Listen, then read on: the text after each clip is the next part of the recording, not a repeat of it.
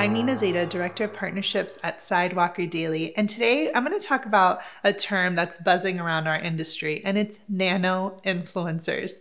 Now, before you laugh, it's important that every kind of group of people has its own name. And the reason being is people on the brand side, we have different goals, we have different objectives, and we want to make sure that we're reaching out to the segment that's going to help us reach our goals.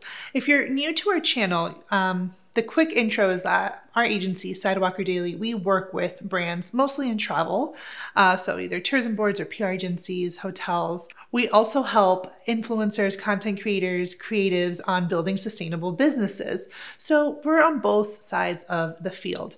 And nano influencers, it's important that, the reason I want to make this video is it's knowledge, right? You guys need to know what's happening in the market, to stay up on top of trends, to know what's happening, because knowledge is power, and it's going to help you in the long run when you're kind of like aware of what's going on in your industry. So nano influencers, it's kind of what people consider anyone that has 5,000 followers and under, maybe like 1,000 to 5,900, up to 5,000. You can even say, anything under 10,000. Now, micro influencers, just to do some recon, we considered micro influencers to be around the 10,000 rate, follower rate on any given platform. And then you have your macro, influencers that are maybe 100,000 to 500,000. And then you have like your celebrity influencers that are, 500,000 and above. Now the nano, it's like considered the little guys at the bottom of the pole, but they're super important, especially for brands that are really interested in like word of mouth marketing. So this video, I'm going to talk about nano influencers. Anyone can really relate to this video, whether you're on the brand side or you're creative and you want to see, does this fit for me? I'm going to be sharing a little bit of my knowledge on the topic. So nano influencers, to put it lightly, they're basically like that kid in high school that, is kind of a little bit always on top of the trends, that always kind of knew what was coming out first, almost like an early adopter, right? It's kind of a bit of a marketing term, but it's that human that like is always a little bit one step ahead. To us, they're just ordinary people that have, friends and family and are really known locally in their, respective communities. Maybe like, just to put it, to give you I don't know, like an idea, maybe one of your girlfriends who has like 1,100 people that follow her on Instagram, and she posts photos of, her travels and her kids, but she actually probably knows a majority of the people that follow her, right? So if you have 1,100 followers, it's a lot easier to engage with them. You're not like at the micro level where you're 10,000 and up, and it's maybe harder to actually like engage on DM. People that are considered nano influencers, it's almost just, again, people that are just well known in their little niches and in their communities, and they actually have influence. I don't know if it's ever happened to you, but for me, I've been seeing ads all the time for like the specific smoothie company. Then all of a sudden I saw my mom friend post a photo of her with the smoothie. She has probably like 1,100 followers, and I was like, oh my gosh, she posted the smoothie, and it affected me more than if someone I didn't know, like let's just say another influencer posted the smoothie, I would just be like, oh, it's like a paid ad. That's how they're like getting the word out to me. But the fact that like this friend of mine was posting about the smoothie made it real. It made it like, it influenced me, and that's the power of influencer marketing. So nano influencers are meant to do just that. It's like the friends and the family. They're people that you actually know, and they're people that are engaging with their community. I know if I was to send my friend a message asking her, hey, is the smoothie good? She would reply instantly.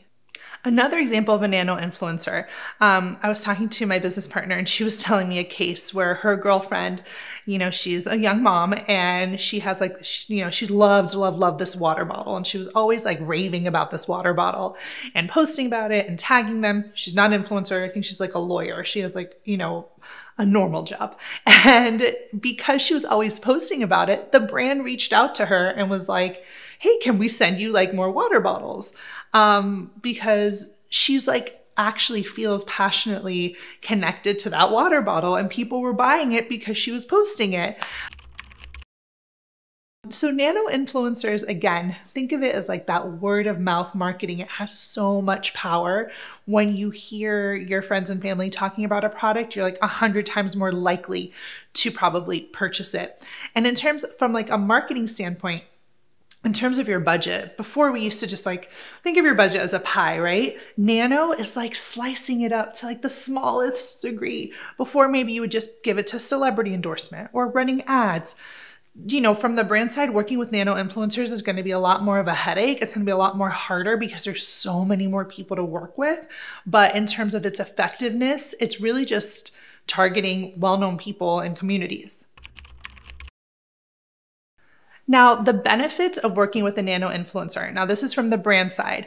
One, they're quite easy to work with. Like, they're not trying to do this like professionally or like make a living off of it. So they're not like, I'm quitting my job and I'm going to become an influencer. No, they're just living out their lives. And if they're into your product, you know, it's a win-win. Because they're not trying to do this, they're also not engaging in probably like intense growing techniques, you know, follow and follow or giveaways or trying to grow their account. They don't care about growing their account. They just care about posting and living out life normally. And that's what makes them so attractive to work with, because they're just living. They're not, it doesn't feel forced. It doesn't feel like advertising. It's just people making recommendations on social, which is really the reason social media is like kind of created, right? To feel that connection. As I mentioned before, a lot of nano influencers are actually engaging with their followers in real life. Like, they actually see them. They're not like people from far away distances that are following them. They're usually like local. So if you're a brand that's trying to work with, you know, it's important, focus on a local market, finding those nano influencers are key. Now, if you're a nano influencer and, you know, you're someone that is in that 5,000 and under, you know, audience range, this is kind of like you're like in a good spot, because you don't have to be stressed again now about your numbers and growing them and reaching them. What you do need to focus on is your engagement. What you do need to focus on is getting offline and actually interacting with your customers in person, not customers, sorry, your followers in person. And it would be really, really beneficial to actually even do little testing techniques, like post that water bottle and see, you know, are people purchasing it? Do you actually have like this influence to get people to make purchases, make sales? It'd be good for you to test that out, because it's going to be indicative as to whether or not, you know, you can actually monetize on this.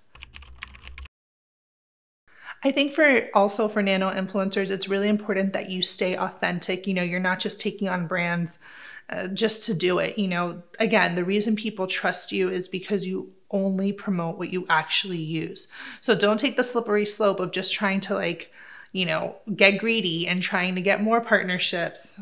It's going to actually hurt you in the long run, because your whole MO should be to being authentic. Nano influencers should focus on building long-term partnerships. So don't think of it as like the one-night stand of pitching to brands. Try to build that relationship with one brand and grow with them.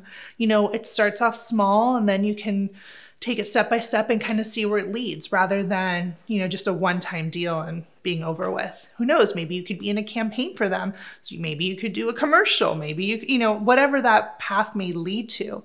You just want to make sure that you're, you know, focusing on that long-term partnership. Now, whether you're a nano influencer, micro, macro, mega celeb, we have a creator program at Sidewalker Daily. I'll include the link below. Make sure you sign up for it, because it's kind of like where we push out different, I guess, classifieds or ads, or whenever we see a brand will come to us and be like, I'm looking for someone with this, you know, following or this, you know, audience. We will, you know, we'll publish a specific like casting call, so to speak. So definitely join our creator program, because it's just a really good place to be, especially if you're looking for like that new introductions to brands.